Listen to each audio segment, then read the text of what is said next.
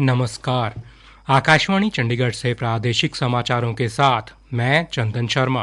पहले इस बुलेटिन के मुख्य समाचार।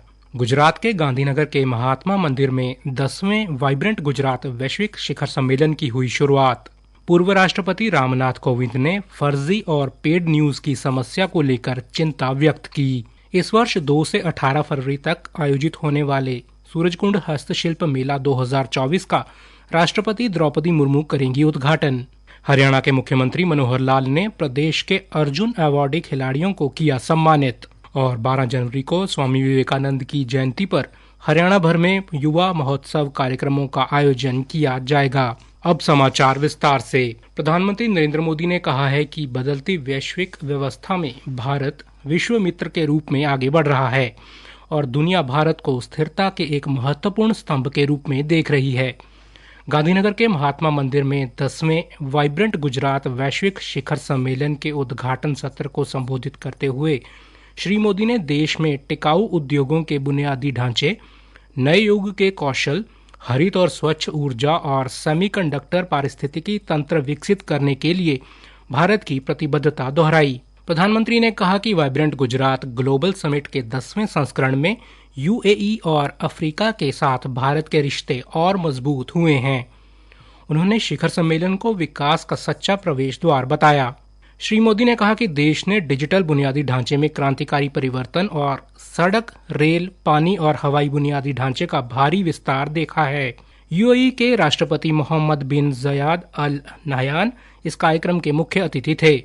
उद्घाटन सत्र में मोजाम्बिक के राष्ट्रपति फिलिप न्यूसी और तिमोर लेस्ते के राष्ट्रपति जोस रमोस हाटा, केंद्रीय मंत्री पीयूष गोयल और गुजरात के मुख्यमंत्री भूपेंद्र पटेल के साथ 100 से अधिक देशों के व्यापार प्रतिनिधियों ने भाग लिया। पूर्व राष्ट्रपति रामनाथ कोविंद ने आज नई दिल्ली में भारतीय जनसंचार संस्थान IIMC के 55वें दीक्षांत समारोह को संबोधित करते हुए कहा कि गलत और भ्रामक खबरों से समाज पर प्रतिकूल असर पड़ता है और विश्वसनीय सूचना उपलब्ध कराना पत्रकारों की प्रमुख जिम्मेदारी है। श्री कोविंद ने ऊंची टीआरपी के लिए सनसनीखेज खबरें दिए जाने का उल्लेख करते हुए कहा कि पत्रकारिता के मूल्यों को हमेशा बनाए रखना होगा।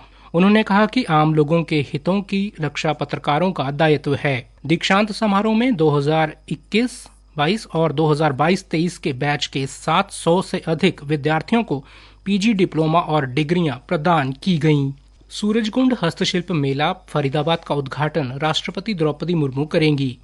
मुख्यमंत्री मनोहर लाल ने आज नई दिल्ली स्थित राष्ट्रपति भवन पहुंचकर राष्ट्रपति को सूरजकुंड हस्तशिल्प मेला 2024 का व्यक्तिगत निमंत्रण दिया, जिसे उन्होंने स्वीकार कर लिया है। ये मेला 2 फरवरी से 18 फरवरी तक चलेगा। मुख्यमंत्री ने राष्ट्रपति से मुलाकात के बाद पत्रकारों से बातचीत करते हुए बताया कि सूरजकुंड मेले का उद्घाटन 2 फरवरी को होगा।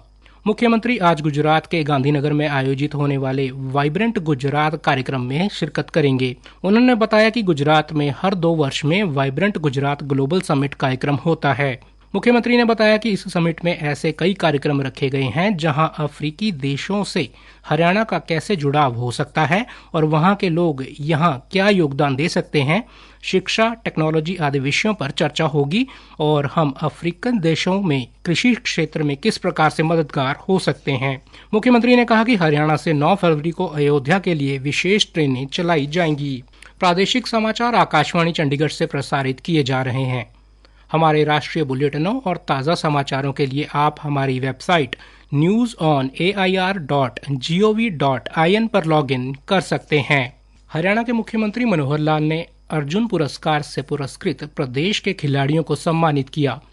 नई दिल्ली स्थित हरियाणा राज्य भवन में अर्जुन पुरस्कारी खिलाड़ी व कोच मुख्यमंत्री मनोहर लाल से मुलाकात करने आए थे। मुख्यमंत्री ने राष्ट्रीय खेल पुरस्कार 2023 के तहत अर्जुन पुरस्कार से सम्मानित सुनील कुमार कुश्ती के लिए, अंतिम पंघाल कुश्ती व दीक्षा डागर गोल्फर को बधाई दी। मुख्यमंत्री ने इन खिलाड़ियों से हरियाणा में खेलों को और बढ़ावा देने के लिए सुझाव मांगे और कहा कि खिलाड़ी प्रदेश में खेलों की बेहतरी के लिए जो भी अच्छे सुझाव देंगे उन्हें सरकार लागू करेगी। खिलाड़ियों से चर्चा के दौरान मुख्यमंत्री ने बताया कि जिला खेल अधिकारियों के माध्यम से गांवों में खेलों के सामान की आवश्यकता के बारे में जानकारी मांगी गई है। वहां से डिमांड आने के बाद ग्राम पंचायतों के माध्यम से खेलों का सामान उपलब्ध करवा दिया जाएगा। इस मौके पर मुख्यमंत्री से मिलने आए अर्जुन पुरस्कारी सुनील कुमार व अंतिम पंघाल ने कहा कि हरियाणा की खेल नीति से खेलों को बढ़ावा मिला है। विशेषकर कुश्ती में हरियाणा ने अलग मुकाम हासिल किया है।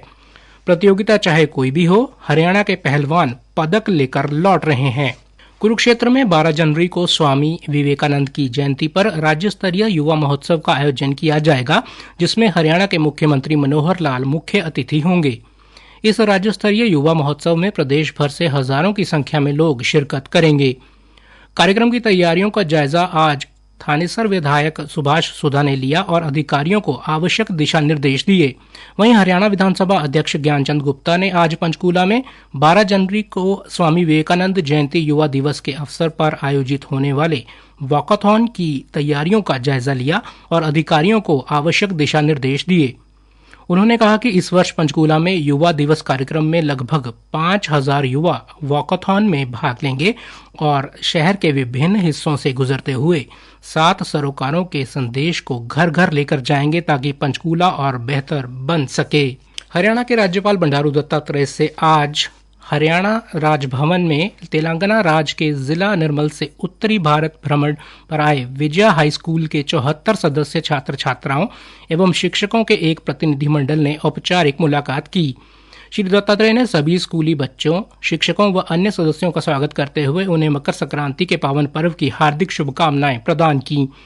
उन्होंने प्रतिनिधिमंडल के प्रत्येक सदस्य से आपसी संवाद किया और व्यक्तिगत तौर पर जानकारी हासिल की। हरियाणा के मुख्य सचिव संजीव कौशल ने कहा कि राज्य में अवैध खनन गतिविधियों पर अंकुश लगाने के लिए खान और भूविज्ञान विभाग नियंत्रण और निगरानी केंद्र स्थापित करने के लिए हरसैक के साथ मिलकर काम कर रहा है। उन्होंने आज यहां खान व भूविज्ञान पर राज्य स्तरीय टास्क फोर्स समिति की बैठक की अध्यक्षता करते हुए कहा कि कृषि क्षेत्रों में पराली जलाने की निगरानी के लिए उपयोग किए गए सफल एप्लीकेशन से प्रेरणा लेते हुए ये केंद्र अवैध खनन में वास्तविक समय की जानकारी प्रदान करने के लिए अत्याधुनिक सैटेलाइट रिमोट सेंसिंग तकनीक का उपयोग करेगा। श्री कौशल ने संदिग्ध स्थानों पर छापेमारी करने के लिए जिला कार्यालयों और खनन स्थलों पर एक स्थिर और मोबाइल पुलिस बल तैनात करने पर बल दिया। राष्ट्रीय पात्रता सह प्रवेश परीक्षा नीट पीजी 2024 अब 7 जुलाई को होगी। राष्ट्रीय चिकित्सा विज्ञान परीक्षा बोर्ड ने नीट पीजी 2024 का संशोधित कार्यक्रम जारी कर दिया है। पहले ये परीक्षा 3 मार्च को होनी थी। परीक्षा की पात्रता के लिए कट ऑफ तिथि 15 अगस्त 2024 निर्धारित की गई है। राष्ट्रीय स्तर की मेडिकल परीक्षा नेशनल एग्जिट टेस्ट 1 वर्ष के लिए विलंबित रहेगी और 2025 से कार्यान्वित होगी। 14 जनवरी को मकर संक्रांति से लेकर 22 जनवरी तक देश भर के धर्म स्थानों में शुरू हो रहे स्वच्छता अभियान का निमंत्रण लेकर स्वच्छ भारत मिशन हरियाणा के कार्यकारी उपाध्यक्ष सुभाष चंद्र ने कुरुक्षेत्र में नीलधारी संप्रदाय के प्रमुख संत सतनाम सिंह महाराज से पीपली साहब गुरुद्वारा में मुलाकात की। सतनाम सिंह महाराज ने प्रधानमंत्री नरेंद्र मोदी के स्वच्छता अभियान को आमजन के लिए प्रेरणादायी बताते हुए कहा कि उन्होंने तमाम देशवासियों के जीवन को बदलने का काम किया है। अंत में मुख्य समाचार एक बार फिर से। गुजरात के गांधीनगर के महात्मा मंदिर में 10वें वाइब्रेंट गुजरात वैश्विक शिखर सम्मेलन की हुई शुरुआत। पूर्व राष्ट्रपति रामनाथ कोविंद ने फर्जी और पेड न्यूज की समस्या को लेकर चिंता व्यक्त की। इस वर्ष 2 से 18 फरवरी तक आयोजित होने वाले सूरजकुंड हस्तशिल्प मेला 2024 का राष्ट्रपति द्रौपदी मुर्मू करेंगी उद्घाटन। हरियाणा के मुख्यमंत्री मनोहर लाल ने प्रदेश के अर्जुन अवार्डी खिलाड़ियों को किया सम्मानित और 12 जनवरी को स्वामी विवेकानंद की जयंती पर हरियाणा भर में युवा महोत्सव कार्यक्रमों का आयोजन किया जाएगा। इसी के साथ प्रादेशिक समाचार समाप्त हुए।